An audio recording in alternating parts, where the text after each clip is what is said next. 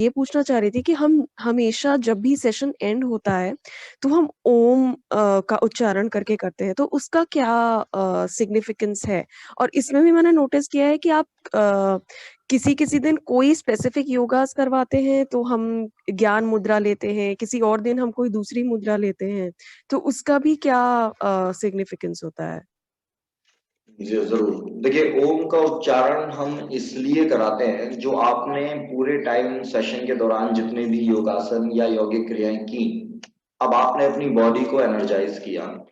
आपने अपने बॉडी के अंदर एक एनर्जी को डेवलप किया और अगर इसे कुछ यौगिक दृष्टि से और बात करें तो आपके बॉडी में जो भी किसी भी चक्र पर आपका अच्छा प्रभाव आ पाया उस एक्सरसाइज के दौरान, जैसे कि अलग-अलग दिनों में अलग-अलग चक्रों के ऊपर प्रभाव आने की संभावनाएं बनी रहती है। जैसे कि फॉर एग्जाम्पल, अब जब आप प्राणायाम के दिन अब यहाँ पर आपका विशुद्धि चक्र होता है, जब हम लोग उज्जयी करते हैं या आप उद्यान बंद यानी एब्डोमिनल लॉक लगाते हैं, तो यहाँ पर आपका स्वादिष्ठान चक्र होता है आपके यूरिनरी ब्लैडर के पास। तो तमाम जब आप चक्रों पे एक्टिवेट करते हैं तो ऐसी सूरत में होता क्या है, वो स्टिमुलेट होते हैं, वहां पे एनर्जी डेवलप होती है। तो फाइनली आप ओम के उच्चारण से, अगर ओम का उच्चारण शायद आप उस क्लास में थी या नहीं मुझे याद नहीं है, ओम में क्या होता है कि 3 शब्दों का कॉम्बिनेशन होता है, ओ का, ऊ का और मा का। ओ, ऊ, मा। अगर आपने कहीं लिखे हुए जरूर देखा होगा, हम लोगों ने कहीं ना कहीं जरूर सभी ने देखा है, किसी मंदिर में, किसी ऐसी पुस्तक में जहां पर इस तरह की आरतियां या होती हैं। ओ, ऊ, मा, ये 3 शब्द बन के ओम बनता है। तो जब आप ओ का उच्चारण करते हैं तो आपके नीचे के 3 चक्रों पर प्रभाव होता है। जब आप कभी भी आगे से करके देखेंगी तो आपको महसूस होगा, जब हम ओम का उच्चारण करते हैं तो उन 3 शब्दों का ही उच्चारण करते हैं। लेकिन बाई चांस ऐसा हो गया है शायद आप के केस में, मैं वो कभी कर नहीं पाया या आपके बैच में वो नहीं हो पाया। फिर जब आप ऊ का उच्चारण करते हैं तो आपका जो प्रभाव है वो यहाँ पर आता है, चेस्ट पर और गले पर। और जब आप माँ का उच्चारण करते हैं, जैसे आप भ्रामरी करते हैं, तो आपका जो प्रभाव होता है वाइब्रेशंस का यहाँ पर और यहाँ पर आता है। तो ओम के उच्चारण से वो सातों के सातों जो चक्र हैं, एक बार फिर आप उन पर अपनी कॉन्शियसनेस को यानी अपने ध्यान को लेकर आते हैं और फाइनली जो आपने पूरी एनर्जी से उनको एक्टिवेट किया था, वो एनर्जी को आप अपने ध्यान में लेकर आते हैं, अपनी बॉडी को उस तरफ कॉन्सेंट्रेशन एक बार फिर कर पाते हैं ओम के उच्चारण के दौरान। और फिर उस सारी एनर्जी को आप अपने यहाँ पर रब कर कर अपने हथेलियों पर लेकर, क्योंकि आपकी जो हथेलियां और आपके फिंगर टिप्स होते हैं, ये बहुत ही गजब के रिसेप्टर्स भी होते हैं और ये इंडक्शन भी बड़ा जबरदस्त करते हैं।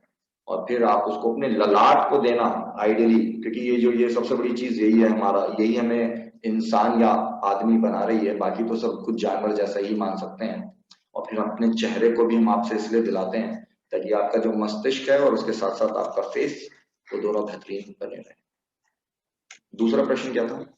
अ, यही था, यही की सिग्निफिकेंस, वो जो सर्टेन हम मुद्रास करते हैं कुछ हाँ अलग योगा के जी, साथ। मुद्राओं के सिग्निफिकेंस ये होते हैं कि आमतौर पर जब हम आप लोगों को सेंट्रल नर्वस सिस्टम या बैक बैंडिंग या स्पाइनल कॉर्ड उससे कुछ भी रिलेटेड कराते हैं तो ज्ञान मुद्रा कराते हैं। ये दिस इज ज्ञान मुद्रा, यानी आपके शरीर में ज्ञान की उत्पत्ति हो और ज्यादा, और ज्ञान का आपके अंदर आगमन हो। क्यों? क्योंकि आपने अपने सेंट्रल नर्वस सिस्टम, क्योंकि अल्टीमेटली आदमी के शरीर में ज्ञान की उत्पत्ति का जो इंस्ट्रूमेंट है वो तो उसका सेंट्रल नर्वस सिस्टम ही है। सेंट्रल नर्वस सिस्टम मतलब ये आपका पूरा यहाँ से ये ब्रेन, ब्रेन के बाद ये आपका पीछे छोटा दिमाग जिसे कहते हैं नाना पाटेकर क्रांतिवीर में मेडुला ऑब्लोंगेटा, और सीधे स्पाइनल कॉर्ड जो कि आपके टेल बोन तक जाती है, इसको हम लोग सेंट्रल नर्वस सिस्टम बोल देते हैं। तो इसलिए ज्ञान मुद्रा लेते हैं। जब हम आपको लेग्स यानी लोअर बॉडी के लिए कुछ भी कराते हैं जिस दिन, तो उसमें हम आमतौर पर आपको पृथ्वी मुद्रा कराते हैं, जो ये होती है ring finger along with thumb. उसका अर्थ ये होता है कि पृथ्वी मुद्रा, पृथ्वी से जब भी आपको अर्थ जहन में आएगा तो आपको सबसे पहला जो ख्याल आएगा अर्थ का बैलेंस आएगा, अर्थ की शक्ति ध्यान आएगी कि अर्थ के अंदर कितना एक जबरदस्त बैलेंस है। अगर उसको बहुत ही सूक्ष्म दृष्टि से देखा जाए तो अर्थ क्या है, एक हवा में लटका हुआ गोला ही तो है इस ब्रह्मांड में, लेकिन वो फिर भी कितनी जबरदस्त बैलेंस में निरंतर काम कर रही है। तो जब आप लोअर बॉडी के लिए हम बात करते हैं तो आपके शरीर में वही शक्ति, वही बैलेंस आए, उसके लिए आपको ऐसा कराया जाता है। और जब हम लोग प्राणायाम करते हैं तो आपको वायु मुद्रा कराते हैं। वायु मुद्रा ये होती है जिसमें कि आप इस तरह से करते हैं ताकि आपके शरीर में जो वायु है उसका प्रॉपर एक फ्लो मेंटेन हो। ये बिल्कुल एक्यूप्रेशर जो होता है वो यहीं से निकल के आया है। आपके शरीर के जो पॉइंट्स हैं उनमें पूरा कंट्रोल है हर चीज का।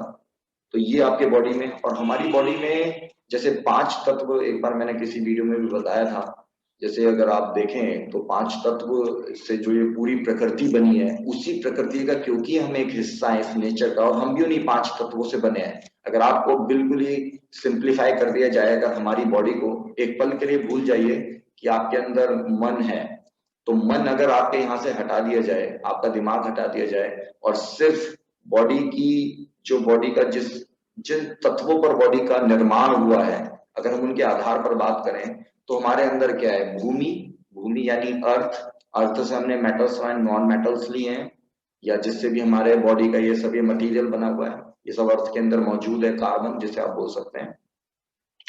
दूसरा गगन, गगन क्या मतलब अर्थ या आपका जो आकाश हो गया। और आकाश का मतलब है सिर्फ स्पेस, स्पेस का मतलब जो बॉडी की आपकी कैविटीज हैं, आपकी बॉडी में जितनी भी कैविटीज हैं वो तमाम आपको स्पेस से मिली हैं।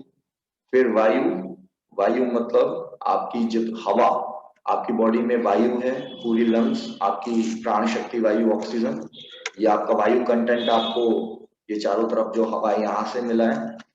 फिर आपका नीर यानी पानी, पानी तो आप जानते ही हैं 7 टू जिसे कहते हैं कि 75 टू 80% आपकी जो बॉडी है वो पानी से बनी हुई है। और अग्नि, अग्नि के केस में आप ये मान सकते हैं कि बॉडी में जो हीट होती है वही हमें जिंदा और मृत का डिफरेंस देती है। जैसे ये बॉडी गई, हीट गई, और वो हीट बॉडी को मेंटेन करनी होती है क्योंकि हम वार्म ब्लडेड एनिमल्स की कैटेगरी में ही आते हैं एक तरीके से।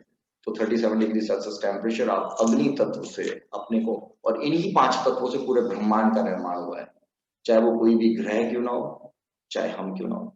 हालांकि वो निर्जीव मान सकते हैं आप किसी भी बॉडी को, और अपने को सजीव मानते हैं, लेकिन इन्हीं 5 तत्वों से निर्माण हुआ है और उन्हीं 5 तत्वों के लिए हम लोग ये मुद्रा लेते हैं। ठीक है।